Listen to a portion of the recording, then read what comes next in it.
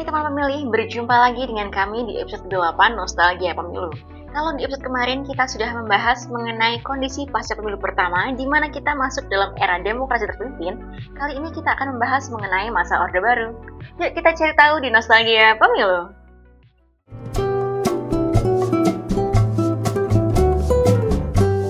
Seperti yang pernah kita bahas di episode sebelumnya, bahwa setelah pemilu pertama, kita tidak langsung menyelenggarakan pemilu kedua yang seharusnya dilaksanakan 5 tahun kemudian.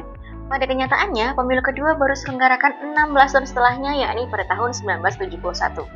Kok bisa ya?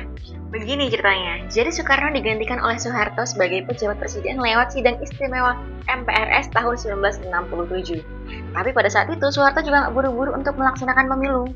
Malah ketetapan MPRS 11 tahun 1966 yang mengamanatkan kalau pemilu akan diselenggarakan pada tahun 1968. Tapi rencana itu diundur lagi, diubah lewat sidang istimewa MPR tahun 1967 dan akhirnya ditetapkan kalau pemilu kedua akan dilaksanakan pada tahun 1971. Selama masa transisi itu, Soeharto nggak langsung bikin DPR baru. Ia masih menggunakan MPRS dan DPR GR bentukan Soekarno, dengan sedikit pergantian dari orang-orang yang dianggap dekat dengan Orde Lama. Nah, baru setelah hampir 4 tahun menjabat, tepatnya pada tanggal 5 Juli 1971, pemilu kedua dalam sejarah Indonesia akhirnya digelar. Menjelang pemilu itu, pemerintah dan DPR GR membuat 2 undang-undang penting, yakni Undang-Undang Nomor 15 Tahun 1969 tentang Pemilihan Umum dan Undang-Undang Nomor 16 Tahun 1969 tentang Susunan dan Kedudukan MPR, DPR, dan DPRD. Proses pembuatannya lumayan lama loh, hampir 3 tahun.